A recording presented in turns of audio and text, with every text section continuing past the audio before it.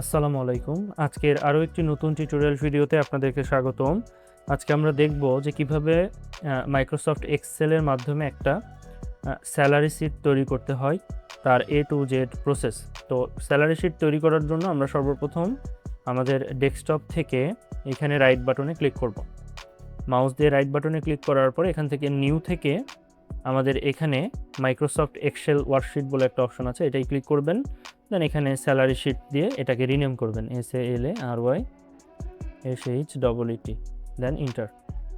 এবার জাস্ট আমরা এটার মধ্যে ডাবল ক্লিক করব, তাহলে আমাদের এই এক্সেলটা ওপেন হবে আর কি। হ্যাঁ,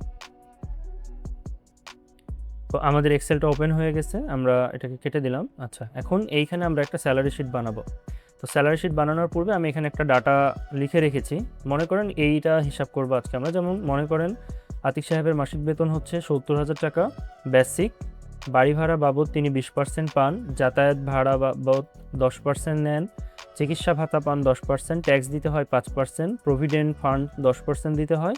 তাহলে মাস শেষে আতিক সাহেব কত টাকা পাবেন আর কি। হ্যাঁ, আমরা এই বিষয়টা নিয়ে আজকে আলোচনা করব। শরীফ কেটে দিয়ে এখানে আতিক লিখে দিলাম। আচ্ছা, আর এখানে পার্সেন্টেজগুলো কোনটা কিভাবে কোন সূত্র অ্যাপ্লাই করে হিসাব করতে হবে আমরা এখানে টোটালটা লিখে রেখেছি। তো আমরা এখন এখানে একটা শিট তৈরি করি। তো শুরুর থেকে 7 থেকে 8টা রো ফাঁকা রেখে আমরা লেখা শুরু করব। তো এখানে আমরা SL দিয়ে দিলাম, অর্থাৎ সিরিয়াল নাম্বার। যদি ছোট লাগে এটা দেখতে, তাহলে কন্ট্রোল প্লাস চেপে চেপে এটাকে বড় করে নেবেন। তারপরে SL এর পরে মনে করেন আমরা নাম দিলাম, এরপরে হচ্ছে আমরা বেসিক লিখব, এরপরে হচ্ছে HOUSE হাউস রেন্ট এটা দিলাম। তারপরে হচ্ছে আমরা হচ্ছে মেডিকেল কস্ট COST কস্ট লিখলাম। এরপরে হচ্ছে পাবে সে ট্যাক্স। এরপরে আর কি আছে আমরা একটু যদি এটা দেখি, মেডিকেল কস্টের পরে যাতায়াত ভাড়া, চিকিৎসা ভাতা। আচ্ছা, ট্যাক্স দিতে হয়, প্রভিডেন্ট ফান্ড। তো যাতায়াত ভাড়া বাবদ মনে করেন এখানে লিখলাম হচ্ছে ভাড়া, জাস্ট এমনি ভাড়া লিখে রাখলাম। তারপরে হচ্ছে প্রভিডেন্ট পাবে হচ্ছে, এরপরে হচ্ছে সে মনে করেন কিছু অ্যাডভান্স নেবে,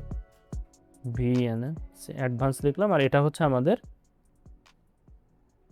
নেট ব্যালেন্স, BALANS। তো এখন এটাকে আমরা একটু ফরম্যাটিং করব সুন্দর করে। তো আমরা এই সেলটা এইভাবে সিলেক্ট করে এখান থেকে এই টেক্সট সাইজগুলো একটু বাড়িয়ে দিব। বাড়িয়ে দেওয়ার পরে খেয়াল করেন একটা আরেকটার মধ্যে ঢুকে গেছে মনে হচ্ছে। তাহলে যে এইখানে ক্লিক করে এটাকে ডাবল ক্লিক করলে এটা ফাঁকা হয়ে যাবে, এটা ডাবল ক্লিক করলে ফাঁকা হয়ে যাবে, এটা ডাবল ক্লিক করলে ফাঁকা হবে। তারপরে এখানে ডাবল ক্লিক করবেন, তারপরে এখানে ডাবল ক্লিক করলেন, এখানে করলেন। এইভাবে এই শিটগুলা একটু গুছিয়ে নিতে হবে আপনাদেরকে। আচ্ছা, এখন আমরা এখান থেকে একদম শুরু করব। এখানে পুরোটাতে আমরা একটা স্যালারি শিট কথা লিখবো। তাহলে এখান থেকে টান দিয়ে এইভাবে চাপ দিয়ে ধরবেন, ধরে এই পর্যন্ত। তারপরে এইখানে দেখেন একটা লেখা আছে মার্জ অ্যান্ড সেন্টার, জাস্ট এখানে ক্লিক করলে এটা ফাঁকা হয়ে যাবে। এবার আমরা এর মধ্যে লিখবো হচ্ছে স্যালারি SALARYSHEET শিট। এবার এটা অনেক ছোট দেখাচ্ছে, এটা বড় করার জন্য জাস্ট এই যে এইখানে আমরা এটা সিলেক্ট করে আবার এই যে এইখানে চাপ দিতে থাকবো, তাহলে দেখবেন লেখাটা বড় হবে। তাহলে এইভাবে পুরোটাকে বড় করে দিলাম। বড় করে দেওয়ার পর এটাকে আমরা মাঝখান করে দিলাম। এটার ব্যাকগ্রাউন্ডে মনে করেন একটা কালার দিবেন। তাহলে এই যে এখানে যে আইকনটা আছে ফিল কালার, এখানে আসার পরে এর ব্যাকগ্রাউন্ডে আপনি একটা মন মতো কি দিতে পারেন, কালার ইউজ করতে পারেন। আমরা এই কালারটা ইউজ করলাম। তাহলে দেখেন এই যে এখানে স্যালারি শিট এটা লেখা উঠে গেল। এবার আমরা চাইলে যে এই রোটাকেও সুন্দর করে একটু কালার করতে পারি। আমরা মনে করেন এটাকে সবুজ কালার করব, তাহলে এখান থেকে এই কালারটা করে দিলাম। আর এই লেখাগুলোকে মনে করেন বোল্ড করবেন, তাহলে এখান থেকে বোল্ড করলাম। সো মোটামুটি আমাদের এই রো সাজানো শেষ। এবার এখান থেকে সিরিয়াল নাম্বারে মনে করেন 1, তারপরে 2, তারপরে 3। এখন 3, 4, 5, 6 এভাবে লিখতে তো আমাদের অনেক সময় লাগবে। এই জন্য আমরা কি করব, এই দুটাকে একসঙ্গে সিলেক্ট করে এইখানে প্লাস ধরে এমনি করে টান দিলে সিরিয়াল ওয়াইজ সব লেখা হয়ে যাবে। এরপরে মনে করেন এখানে নাম দিলেন রহিম, তারপর এখানে নাম দিলাম হচ্ছে করিম, তারপরে এখানে নাম দিলাম হচ্ছে আতিক, তারপরে নাম দিলাম হচ্ছে শিমুল, তারপরে দিলাম হচ্ছে রিয়া। আরও যার যার নাম থাকবে আপনি দিবেন। আচ্ছা, এখানে আমাদের একটা রো ফাঁকা হয়ে গেছে বা একটা কম হয়েছে কলাম, সেটা হচ্ছে আমাদের ওদের পদবিগুলো লিখতে হবে আর কি। হ্যাঁ, তো পদবি লেখার জন্য বি কলামের পাশে মনে করেন আমাদের আরও একটা কলাম লাগবে। তাহলে নতুন করে যদি এই জায়গায় একটা কলাম তৈরি করতে চাই তাহলে কি করতে হবে, এটাকে সিলেক্ট করবেন, করে রাইট বাটনে ক্লিক করে এখান থেকে ইনসার্ট বলে একটা কথা আসছে, এখানে ক্লিক করবেন। আচ্ছা ভুল হয়ে গেছে, ইনসার্টে না, আমাদের এখান থেকে এসে রাইট বাটনে ক্লিক করে একটা কলাম নিতে হবে।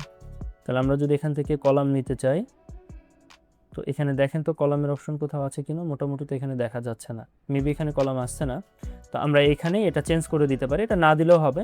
মানে এই জায়গায় একটা ফাঁকা ঘরের মধ্যে আপনাকে তাদের পদবিগুলো লিখবেন, যেমন কেউ সিও, কেউ হচ্ছে জিএস থাকবে, কে এজিএস থাকবে, এইভাবে। এবার মনে করেন সে প্রথম জন বেসিক স্যালারি পাবে হচ্ছে 70,000, তারপরের জন বেসিক স্যালারি পায় হচ্ছে মনে করেন 50,000, তারপরের জন পায় হচ্ছে 45,000, তারপরের জন পায় হচ্ছে 35,000, তারপরের জন পায় হচ্ছে 30,000, তারপরের জন পায় হচ্ছে 25,000 বা 28,000 দিলাম, তারপরের জন পায় হচ্ছে মনে করেন 18,700, এইভাবে। এবার আমাদের এই house rent, medical cost, tax, ভাড়া, প্রভিডেন্ট ফান্ড, হ্যাঁ, অ্যাডভান্স, তারপরে এগুলো সব এখন ক্যালকুলেট করে বের করতে হবে। এবার আমাদের এই শিটটা লাগবে, আমি এইটা এই ভিডিও ডেসক্রিপশনে আপনাদেরকে দিয়ে পড়ছি। তো দেখেন এখানে বলছে হাউস রেন্ট বের করার নিয়ম হচ্ছে ইকুয়াল বেসিক ইনটু 20%, এরপরে এন্টার। সহজ। কিভাবে? এইখানে কার্সর রাখতে হবে। এবার প্রথমে দিতে বলছে কি ইকুয়াল, তারপরে বেসিকের এই সেলটা সিলেক্ট করবেন, তাহলে এটা সিলেক্ট হলো। এবার কি দিতে হবে? গুণ চিহ্ন দিতে হবে। তাহলে শিফট চেপে ধরে 8 প্রেস করলে গুণ চিহ্ন আসবে। তারপরে কত পার্সেন্ট হবে আমাদের এটা হবে 20%। তাহলে 20 লেখার পরে আমরা এখান থেকে পার্সেন্ট লিখে দেব, দেন ইন্টার। তাহলে দেখেন 70,000-এর 20% হচ্ছে 14,000 টাকা, সেটা এখানে চলে আসলো। এখন বাদ বাকিগুলোকেও কি আমার সূত্র দিতে হবে? না, জাস্ট এই সেলটা ক্লিক করবেন। দেখেন এইদিকে প্লাস আইকনটা কিন্তু একটু মোটা দেখাচ্ছে, বাট যখন এইখানে নিয়ে যাচ্ছে তখন কিন্তু এটা চিকন হয়ে যাচ্ছে। জাস্ট এটাকে এমনি করে যদি আমরা টান দিই তাহলে প্রত্যেকটা ঘরের হাউস রেন্ট বের হয়ে গেল। এবার আমাদের মেডিকেল কস্ট বের করতে হবে। তাহলে মেডিকেল কস্ট কত পার্সেন্ট দিবে আমাদেরকে এটা বলে দিয়েছে যে এইখানে আমাদের মেডিকেল কস্ট হবে হচ্ছে 10%। তাহলে আমরা কি করব, আবার এখানে কার্সর রেখে সেম সূত্র ইকুয়াল, তারপরে বেসিক, তারপরে হচ্ছে ইনটু, তারপরে হচ্ছে আমাদের 10, তারপর শিফট চেপে ধরে পার্সেন্ট চেপার জন্য শিফট চেপে ধরে 5 চাপতে হবে, দিয়ে ইন্টার। তাহলে আমাদের 10% বেড়ে গেল। এবার সেমভাবে আমরা এটা ধরে কি করে দিব, টান দিয়ে দিব। এবার আমাদের ট্যাক্স, তাহলে ট্যাক্স কত পার্সেন্ট দিতে হবে? আমাদের ট্যাক্স দিতে হবে হচ্ছে 5%। তাহলে আমরা এখান থেকে 5 করবো এবার। তাহলে সেমভাবে ইকুয়াল, তারপরে বেসিকের সেল সিলেক্ট করতে হবে, তারপরে ইনটু, তারপরে 5, তারপরে পার্সেন্ট, দেন ইন্টার, দেন এটা। এবার হচ্ছে আমাদের ভাড়া, অর্থাৎ ট্রান্সপোর্ট সিস্টেম হিসেবে আমাদের কত পার্সেন্ট দিবে, আমাদের এখানে লিখে দেওয়া আছে ভাড়া বাবদ আমাদেরকে দিবে হচ্ছে 10%। তাহলে আমরা এই 10% বের করবো আবার। তাহলে আবার সেমভাবে ইকুয়াল, তারপরে বেসিকের সেল সিলেক্ট করতে হবে, তারপরে ইনটু, তারপরে আমাদের 10%, দেন ইন্টার। তারপরে এখান থেকে আমরা এটাকে টান দিয়ে দিলাম। প্রভিডেন্ট ফান্ডের জন্য আমাদের কত দিবে এখানে বলা আছে, প্রভিডেন্ট ফান্ড দিবে হচ্ছে 10%। তাহলে আমরা এখন এটা লিখে দিব। সেমভাবে আবার ইকুয়াল, সিলেক্ট ইনটু 10%, দেন ইন্টার। তারপর আমরা এখান থেকে এটাকে টান দিয়ে দিলাম। এবার মনে করেন প্রথমজন অর্থাৎ রহিম, সে তার স্যালারি থেকে শুরুতেই 35,000 টাকা কি করেছে, নিয়ে নিয়েছে। এখন আমাদেরকে বলছে নেট ব্যালেন্স বের করতে হবে, মানে তার নেট ব্যালেন্স কত হবে। মনে করেন সে হাউস রেন্ট পাচ্ছে, এটা দিচ্ছে, তাহলে নেট ব্যালেন্স আমাদেরকে যোগ বিয়োগ করলেই হয়ে যাবে। এখন এটা হচ্ছে তার মোট ব্যালেন্স, তাহলে এটার সঙ্গে যোগ করতে হবে কি, হাউস রেন্ট, কেননা বাসা ভাড়া বাবদ যে টাকাটা সেটা দেয় সরকার, মেডিকেল কস্ট সরকার দিবে, ট্যাক্স সরকার নিবে, তাহলে এটা কি হবে মাইনাস, ভাড়া দিবে তাহলে এটা হবে প্লাস, প্রভিডেন্ট ফান্ড সরকার নিয়ে নিবে তাহলে এটা হবে মাইনাস, আর অ্যাডভান্স যেটা নিয়ে নিয়েছে সেটা কি হবে, মাইনাস হবে। তাহলে এখন এই সূত্র প্রয়োগ করার জন্য দেখেন আমাদেরকে এখানে কি বলছে, নেট স্যালারি বের করার জন্য হাউস রেন্ট প্লাস মেডিকেল, তারপরে প্লাস ট্রান্সপোর্ট, তারপরে হচ্ছে মাইনাস হবে কি ট্যাক্স, মাইনাস হবে কি প্রভিডেন্ট ফান্ড, মাইনাস হবে অ্যাডভান্স, এরপরে ইন্টার মারতে হবে।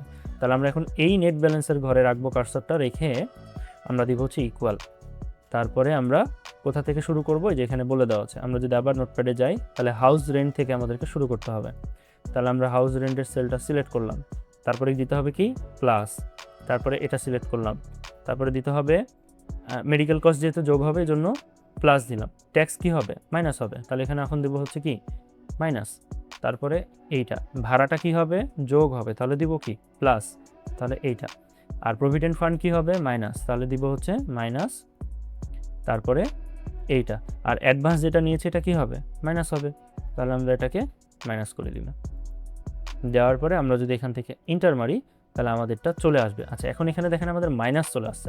মাইনাস চলে আসার কারণ হচ্ছে আমরা প্লাসগুলোকে একসঙ্গে যোগ না করে প্লাস মাইনাস করে দিয়েছি। আমাদের ভাড়ার সেলটা এই পাশে বসতো, তাহলে কিন্তু এটা প্লাসের ঘরে চলে আসতো। তো মনে করেন আমাদের 17,000 লাগবে, 17,500 টাকা কি হবে, সে পাবে। যেহেতু আমরা ওখানে মাইনাস পাচ্ছি তাহলে 17,500 পাবে। এখন এটা যদি সূত্র প্রয়োগ করে করি তাহলে বাদ বাকিগুলো বের করার জন্য আমাদের কি করতে হবে, জাস্ট এখান থেকে এইভাবে প্লাসে চান দিয়ে এখানে নিচে নামিয়ে দিলেই সব ঘরের ক্যালকুলেট করে চলে আসবে। এখন কথার কথা, এইখানে মনে করেন একজন স্যালারি পাচ্ছে হচ্ছে মাত্র 15,000 টাকা, জাস্ট একটা ম্যাজিক দেখেন। এবং এই 15,000 লেখার পরে আমি যদি এটার হাউস রেন্ট বের করতে চাই তাহলে আমাকে কি এখানে এসে সূত্র লিখতে হবে, মোটেও না। আমি যদি জাস্ট এখান থেকে এই প্লাস চিহ্নের টান দিয়ে দিয়ে এভাবে অটোমেটিক সেটার হাউস রেন্ট বেড়ে যাবে। এবং এগুলো 0 0 হয়ে আছে। এখন এখানে যখনই কোনো আপনি স্যালারি বসাই দিবেন তখন ইন্টার মারার পর অটোমেটিক সেটার হাউস রেন্ট কী হবে, চলে আসবে। অর্থাৎ একবার সূত্র প্রয়োগ করলেই পুরো এই শিটের মধ্যে এই সূত্রগুলো কাজ করবে।